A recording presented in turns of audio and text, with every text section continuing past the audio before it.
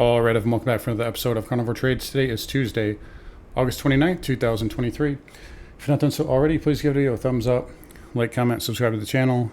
Come find me on carnivoretrades.com for swing trading alerts and analysis. Anyways, let's get into it today. So doing the video a little early here. I'm probably expecting a power outage at some point, just so I want to get this done as early as possible. Plus, I don't really see much that's going to happen in the next 2 hours that would really change my analysis here. So we basically have a trend day up. We had the JOLTS number this morning. You can see we kind of floated up into that, and you got a nice algo bid right there at 10 a.m. And obviously that number came in cooler than expected, and market taking off with that. So again, kind of bad news is good news essentially. And again, you know, the colder the number it comes in, the more the market will price in, kind of like a Fed cut or whatever. Fed, you know, being more dovish. We do have PCE data later this week, though, so that is something to keep an eye on, because this is only a good thing if inflation is also coming down. As we know, based on last month, that really hasn't been the case. Last CPI was hotter than expected, and it started to, you know, go back up. Additionally, we're also kind of, again, you know, I say it again, but like, we're gamma squeezing up, right? This is just a gamma squeeze, a 0 DTE squeeze, and we're not building any supports. So again, you know, we have GDP tomorrow and we have PCE on Thursday. Why is PCE important? Because if the labor market is cracking and inflation is still hot, that's the worst case scenario for the market. If inflation comes in cooler than expected, the market can continue to rally here. But right now, talked about this possibly going up to 450. We're not that far away. We're up, you know, only $1 away right now. And again, we're getting a gamma squeeze here, a 0 TTE squeeze. So again, it's likely we get there tomorrow. We do have, again, GDP. Maybe we gap up. I think at that point, if you gap up tomorrow, this is just game plan for tomorrow. I probably won't be around, but you know, if we gap up into 450, I like that risk reward for a pullback, at least for a day trade. If we gap down, then it may be probably just a consolidation days. We've had a pretty good squeeze up here, up 1 1/3 on basically, you know, hot air, right? I mean, yes, the JOLTS data came out, but I mean, look at the volume here. It's very light. It's August doldrums. There's no, you know, the big boys are in the Hamptons. This is just a JV squad, just letting the algos do the work here. So I do think, and again, I said this yesterday, I do think going into next week, that's where we could see some volatility come back into the market. But right now, you did put in a daily higher low. And, you know, again, we're above this pivot here, so we can go to that 450 handle. And I think that's kind of your next big area of resistance. 450 to 453 would be kind of your max move here in the short term, from what I can see. If we look at the triple Qs here, up 2% today, so nice moving. Again, getting above that pivot. That will have a little bit of resistance at 375, which, again, we're not that far away. So, again, if we close around here and we gap up tomorrow, I think it probably could risk reward for a little fade in the morning. Again, I'm not saying it has to puke all the way down, but at least I think a day trade you can get off of that. And then your big level is still 380. So it's right there. It's plain as day, right? So we know that. And yeah, that's what we're going to look for going into tomorrow. Pretty simple. IWM, you're close to resistance now, right? So there's the 20 MA and the 50 MA, and kind of a little breakdown area right there. So right around 188, 189. I think I've been saying 188 for the last couple of weeks. And we're basically there now. So maybe 190 on a little overshoot. But Russell, nice little kind of zigzag, you know, made a little lower low, but then it came back up. So we'll give it the benefit of the doubt. There's also a gap fill at 190.66. We'll see if that gets filled there. It's actually one right there above that too, at basically 191. So those are some levels there to watch for the IWM, but getting a nice pop today, up 1.43%. Dow here, again, getting a nice bid. Again, the 343 area held, and we're into that 20-day moving average. So again, we'll see how it behaves there. Might need to do some consolidation, but right now 350 is your big daily chart level there. On the DIA for semiconductors, up nicely, up 2.7. Again, still below this pivot though, so just keep that in mind. That's still going to be resistance there, 156.59. Nvidia is having a decent day as well. You know, wouldn't even rule that out going up to the after hours high around, I think it was 518, 520. But you know, you could make a case this is just really sloppy consolidation here. But getting a bid, again, market's holding up. and the volume is light, so just keep that in mind. But semis should still have resistance at that pivot high from last Thursday. IGV having a nice pop here, so that into it move on last Friday really helped out, and then today continuing to bid up. So IGV getting above this trend line, that's a positive. I did not think it was going to do that based on that weak close a few weeks ago. I still think upside's a little bit limited, but it's showing strength and we'll respect it right now. You're coming into some resistance around 357, 358. Then you have the gap window and then the big gap fill up there. But IGV, impressive strength. I'll definitely give it some props there, getting above that red bar high. Again, there's still 2 hours left. I mean, who knows? We could fade. I don't really see it happening. It's acting pretty well here intraday. But IGV, impressive strength there, and that's holding up okay. What's not impressive right now is the transports. So again, still, yeah, we're above yesterday's high. But I mean, this is still, let's say we're at red tomorrow. This is still just kind of bear flag look, right? Oops, let's duplicate that. So that's still kind of bear flag look until proven otherwise. I mean, even if we test the 20, we could come back in off the 20 and that could still be, get back into this area. That still could be considered daily bearish consolidation. No more a bear flag, but definitely barely consolidation. But either way, transport's still laggard there. They are up 1.1% on the day, but still behind the market, and still resistance there psychologically at the 16,000 handle. Okay, so let's get over here to interest rates. So that's the big story of the day. And then we're going to look at Bitcoin. Bitcoin getting a nice bid there. But rates coming in, you see the 2-year backing off the 5% area. And again, the JOLTS data, kind of the catalyst there. Volume light. I don't really see a ton of downside here for yields. It is backing off, though, on the 2-year. But again, you got to remember, this just made a new 16-year closing high like 2 trading days ago. So it's not like this chart is broken by any stretch. You see the 5-year coming in as well. That probably gets down to 4.18 here in the short term. The 2-year probably about 4.8 there. Then the 10-year, that can, you're kind of into this pivot right now, 4.08, maybe even down to 4%. I could see a back test there, but I mean, there's nothing wrong with this. It's still just backing and filling here. If you look at the weekly, there ain't nothing wrong with that. So again, yields here still holding up really well. They are backing off, and we'll continue to respect it. Talked about the risk reward for TLT, and that's starting to play out here as the 30-year little micro inside bar and then pushing down. So if we look over, I know a lot of you guys prefer TLT just because it's easier to look at or easier to trade. Up move, a little inside bar, and then a continued pop. Obviously, your next level is 97.35, 97.40. Weekly chart, if we do continue to back and fill, 98, 99. So TLT holding up okay. The long end is acting much better, and that's kind of consistent with the jobs data, right? So the yield curve's starting to just ever so slightly normalize, not perfect. If we look at the 2s and 10s there, you can see it's trying to come back. 3-month and 10-year, not so much, but we'll see. Stuff when it happens, when it starts to correct, it corrects very quickly, and then it tells you that the recession is here. But until now, TLT getting a bid, we'll leave it at that. XHB coming back in a big way. Nice pop there, up 2.13 into the 50 and the 20. This still has resistance right about here at 82.50, but nice one-day pop there for XHB. We'll see how that performs tomorrow. ITB is a lot weaker, right? This is a lot more, I would say this is a lot closer to a bear flag, right?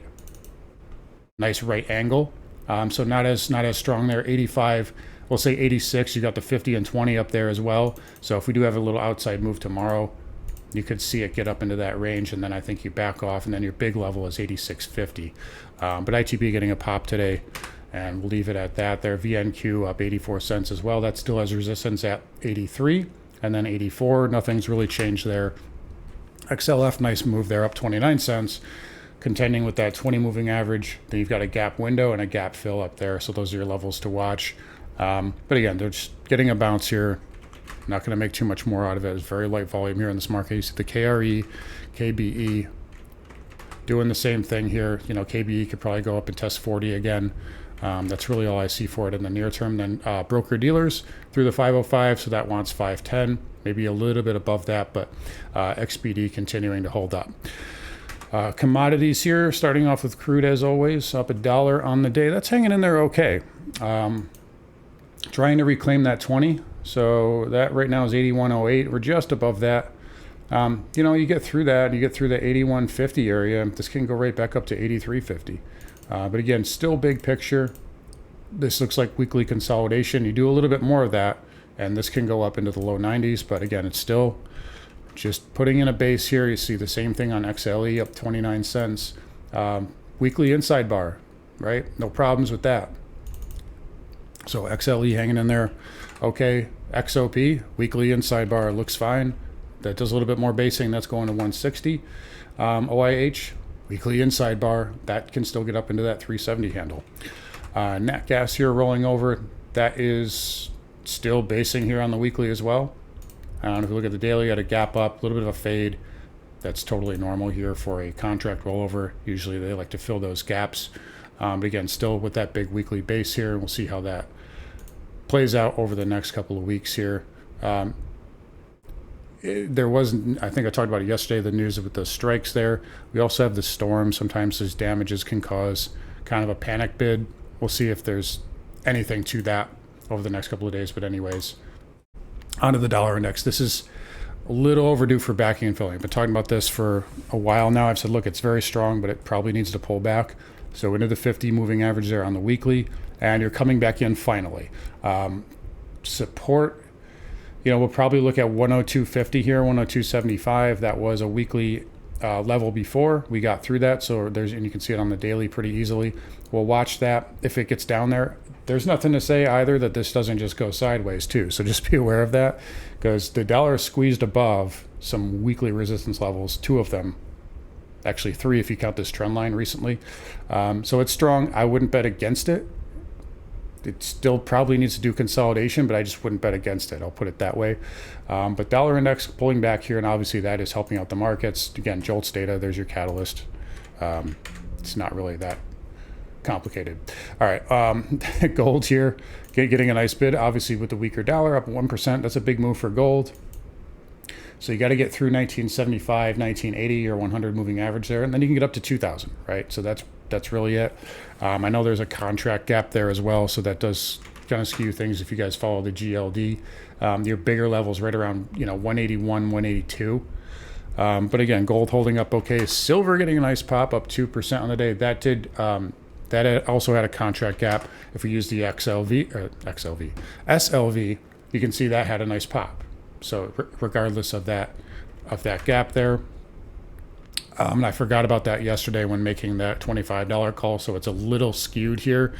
So if we just use the SLV, let's just say it's into resistance now, 2280, 2285. Originally I said $25, but I forgot that there was going to gap up, whatever it was, 25, 50 cents.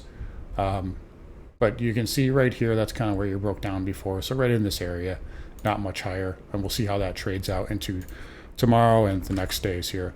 Platinum also holding up nicely. Again, 990. What was the high of the day? 990 exactly. So that's where we pulled back from. Could it overshoot to 1,000 and touch this pivot? It sure can. But that is a level we've had marked there for a while. I believe that's a weekly level too, or an old weekly level. Actually, there's the 20-week moving average there too. So could be something to watch. But platinum, nice little pop there. We'll see if that pulls back. But yeah, nice bid there. Palladium getting a little bit of a pop. Nothing crazy. Let's not make too much out of that. And then copper here also rolling over on the gap. Again, a little skewed. If it wasn't for the gap, I would say this can get to 390. Let's look at the COPEX here. Yeah, I'd say that's probably into a little bit of resistance here.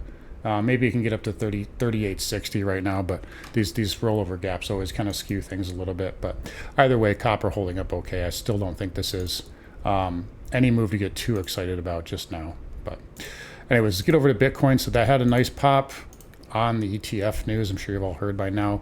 Up 6.75%. Now, it's had a nice bit. If you remember, I did speculate that this whole thing was just a stop run to essentially before the ETF news, and it looks like that was the case. It even stopped me out. So, I mean, that just is what it is. But, I talked about this as well. You need to have an outside move, right? You can't bear flag here. And we've got that. This still has a ton of work to do, right? This did damage, right? That's a pretty ugly weekly candle. And we did close below 26.3 on the weekly. So we did negate that weekly bar on a weekly close, just to be clear. We are into the 20-week moving average. We'll see. I don't trust anything Bitcoin's doing right now. Why not? Well, because you had a really good bullish pattern that started to play out. Then you had a really good bullish pattern that failed. And then we had a bear pattern that's trying to fail. And we had this breakdown that failed, and then this pop that failed, and then I don't trust it. So, you get back above, we'll say 29,000, on a weekly close, then we'll start to look at it. I would even say just 30, this red bar high, just to be safe. I don't trust anything it's doing. I have no edge here. It's getting whipsawed. It's getting failed bear flags, failed bull flags. I'm not gonna trade that. But right now, I'll say short term, 28.5 to 29 is gonna be resistance. That's where you broke down from. Weekly level will be that high there, 30,086 even. So that's what we'll watch here in the short term. If this heads back down, well, then this is not going to be major support anymore because we've already hit it once. So, but Bitcoin all over the map there. You see Ether up 5%. That's still just below the 20-day. That should get, or at least has resistance at 1,800. Upsloping trend line right there. Breakdown. That's easy money right there. But yeah, Bitcoin getting a nice pop. All the miners too, Marathon, all them. Look at Marathon was up like 20% at some point today. Yeah, 26%. What a pop. Riot 14. Coinbase, yeah, so big moves there for the miners, but I just don't trust the patterns on crypto right now, and I'm just avoiding it. Anyways, spiders here again, getting a little bit of a dump. I would have been shocked if we got to 450 today. Again, we got GDP tomorrow, PCE. Remember, if that comes in hot, it's going to contradict everything with the JOLTS number. Does that mean we're going to sell off? I don't know, because the volume's light. The JV squad is on duty right now. So you got to keep that in mind. I think next week is going to be the bigger story. But right now, short term, 450 is resistance. If we gap up tomorrow, I think it's a pretty good opportunity for a fade, even for just a day trade. If we gap down, it might be a buy the dip and a consolidation into the PCE number. But we'll see if and when we get there. Anyways, guys, going to wrap up here. You guys take care. Come find me on carnivoretrades.com. I will talk to you guys all tomorrow, hopefully.